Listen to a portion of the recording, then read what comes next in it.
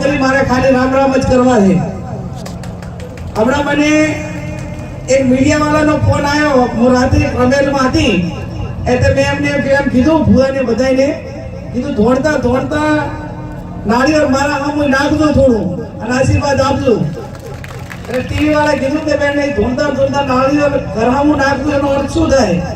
કીધું લાગણી રાખજો, પોતાના હોય ને એ વધારે લાગણી હોય। અને આ બધા યુવાનો એક મારા કને આવ્યા અને કીધું કે બેન અમારે શંકરના મંદિરનો વંડો કરવો છે, એટલે જો કઈ ગ્રાન્ટ નું થાય તો કરજો। એટલે ઓલી દૂધની ગાય હોય ને એની પાટમાં સાહેબ ગમાય અને અબાળા ઉપર તો મને ખૂબ લાગણી કરો ને કે 90 થી 95% વોટ આવે।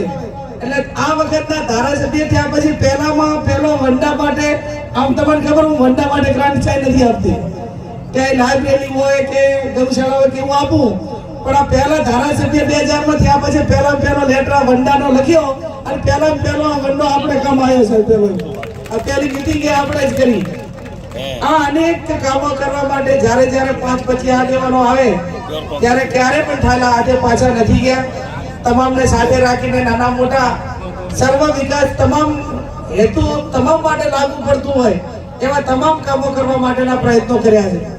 ત્યારે નરેશવરીની પદયાત્રા હોય ત્યારે પણ આ પટો આખો ભેગો હેડ્યો, ધીમાની પદયાત્રા હોય ત્યારે પણ આ બધા જ આગેવાનો વડીલો હાથે હેડ્યા। દત્તક દીકરી લીધેલ સંગીતાના લગ્ન હતા એ ટાઈમે પણ આ પટાના તમામ યુવાનો એ મહેનત મજૂરી કરીને બીજા મહેમાનોને જમાડવા માટેનું અને બધું જ મંડપનું બધું કામ કરતા હતા। એટલે ક્યારે પણ કે તમે પીછેહટ નથી કરી, એનો મને ખૂબ રાજીપો છે।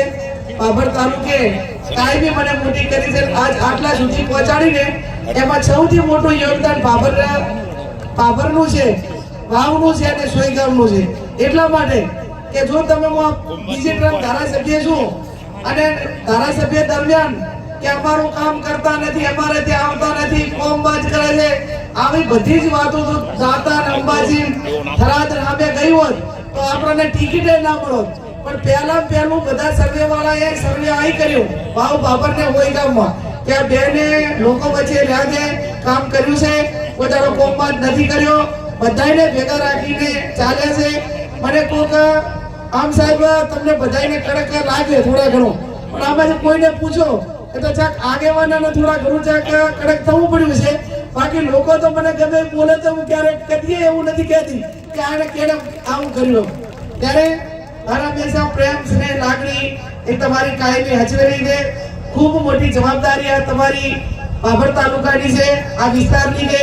એટલા માટે કે આટલા દાડા આપણે 3 તાલુકા પૂરતી ચૂંટણી હતી, હવે 12 તાલુકા છે અને આ નડાબીડ થી કરીને અંબાજી છે। હું માનું ત્યાં સુધી આજે 1 મહિનો ને 10 દિવસ સાહેબ થયા, 1 મહિનો ને 10 દિવસમાં એક પણ દાડો રવિવારે નિહાળી રજા પડે પણ મુરજીભાઈ મારે ત્યાં 1 મહિનો 10 દાડામાં એકે રજા પડી નથી। અને છતાં તમારા બધાના આશીર્વાદ છે, પ્રેમ છે, લાગણી છે એટલે રાત દાડો ખેંચીને આખા જિલ્લાની અંદર માહોલ ઉભો કર્યો છે। અમે તમામ પ્રકારની સગવડો છે, સંસાધનો છે, અમે બેંક છે, ડેરી છે, પોલીસ છે, પૈસા છે, સમાજનો સુખી લડવા વાળો છે। આપણે તો કાંકરા પાડ બધાને ટેબે સરોવર ભરાય। પણ મારે અભિનંદન આપવા છે સમગ્ર બનાસકાંઠાની 18 આલમ 36 કોમને કે 1 મહિનો ને 10 દાડા થયા, તમામ મંડપ બાંધવાના હોય, માઇકની વ્યવસ્થા કરવાની હોય, મીટિંગની વ્યવસ્થા કરવાની હોય, ચા પાણીની વ્યવસ્થા કરવાની હોય, એ તમામ સમાજે છે કે નડાબેડથી કરીને અંબાજી 14 તાલુકામાં તમામ લોકોએ કરીને એ વાતના હું સમગ્ર જિલ્લાને અભિનંદન આપું। વ્યવસ્થાઓ તો કરી પણ કોઈ દિવસ એવું ના હોય કે $1.5 લાખ રૂપિયા ફાળો ના આપ્યો હોય। અને આ વખત તો ચૂંટણી એ પાછી લાંબી છે એટલે રોજના લાખ ગણો તો સાહેબ 50 લાખ રૂપિયા તો ફાળો જ કરી લેવાનો હોય। એટલે ક્યાંક નાના મોટી વ્યવસ્થાઓ કરવાની થાય, ક્યાંક ફોર્મ ભરવા આવવાનો તે દાડે ખર્ચો થાય, જમવાની વ્યવસ્થા કરવી પડે, મંડપની કરવી પડે, તો પણ બધા લોકોએ એડવાન્સ જે 25-40 લાખ રૂપિયાનો ખર્ચો થાય ને પાલનપુરનો એ મંડપનો જમવાનો એ પણ સમગ્ર જિલ્લો ઉપાડી લીધો છે। ત્યારે ઠાકોર સમાજને તો મારી વિનંતી છે કે આ ચૂંટણી એ સૌના અસ્તિત્વ માટેની ચૂંટણી છે। પહેલી વખત જ્યારે ટિકિટ મળી હોય ત્યારે તમે પરિણામ ના લાવો તમને બધાને ખબર છે કે તમે 2017 માં મરણિયા કેમ થયા હતા? તમને બધાને ખબર હતી કે જો આ વખત પરિણામ ના આવ્યું તો બધા જિંદગીમાં ટિકિટ મળવાની નથી. એમાં લોકસભાની ટિકિટ પણ સમાજ મોટો છે એટલા માટે કરીને આપી છે. આ 36 કોમ આપણી હાથે છે. આમ તમે જો તુલસીભાઈ થી કરીને આટલા બધી બધા આગેવાનો બેઠા, 18 આલમ 36 કોમ આપણી હાથે હોય ત્યારે હું તમારા બધા વતી આમને બધાને ખાતરી આપું છું કે આજે તમે અમારી સાથે ખભે ખભો મિલાવીને ચૂંટણી લડો છો, તમારી બેન ને દીકરીને મદદ કરો છો, એનું ઋણ ઉતારવાનું આવશે ને ત્યારે ઠાકોર સમાજ ક્યાંય પીછેહટ નહીં કરે એની પણ હું તમારા બધા વતી સ્ટેજના આગેવાનોને સૌને ખાતરી આપું છું.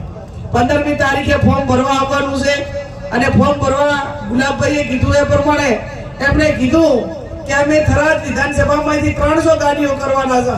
એટલે ડાલુ, ઇકો ગાડી, પિકઅપ હોય કે આ પ્રકારના સાધન, બોલેરો ગાડીઓ, આવી સાધનો બધા આપણે લઈને જવાનું છે. અને ચડોતરથી તો આપણા આગેવાનો એવું નક્કી કર્યું છે કે આપણે ટ્રેક્ટર કે બળદગાડામાં કે મોટિયા કે આવું લઈને ફોર્મ ભરવા જવાનું, આખું અલગથી જ જવાનું. ત્યારે તમે ખૂબ મોટી બધી સંખ્યામાં હાજર રહી અને એક દાડો ટાઈમ કાઢજો. એક દાડો ટાઈમ કાઢશો તો આખો માહોલ એ પાલનપુરની અંદર 1 લાખ વસ્તી ભેગી થાય અને માહોલ બંધાય તો 2-5% લોકો જે માહોલ જોઈને વોટ આપવા વાળા હોય છે એ માહોલ જોઈને વોટ આપવા વાળા એ 100% આપણને મદદ કરે. એટલે આપ સૌ ભાઈ લાંબા સમયથી બેઠા છો. હવે હું આ વિસ્તારમાં નહીં આવું તો ચાલશે ને? ચાલશે?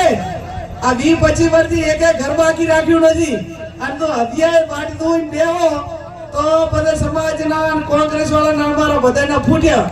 પણ કે બેને તો હજી મને ફોન નહીં કર્યો. એટલે પણ આ 20 વર્ષથી દાડો તમે કહો દાડો એ ઉગાડું છું, રાત કહો તો રાત એ કરું છું. એટલે ફોન કરો, સમાચાર મેળો, એટલે 24 કલાકમાં ક્યાંય તમારું આમંત્રણ પાછું પડ્યું હોય અને મારી હાજરી ના હોય એવું ક્યારે બન્યું છે કે ક્યાંય નથી પડ્યું ને? તો બસ હવે 15 દાડા 20 દાડા તમારે બધાએ સંભાળવાનું છે. અને સંભાળશે એટલે ચાક નાના મોટા સમાધાન હોય, બીજા સમાજમાં જવાનું હોય, ચાક વિનંતી કરવાની હોય તો મારા વતી જે કઈ નાના મોટી ખાતરી લેવાની હોય એ પણ લઈ લેજો.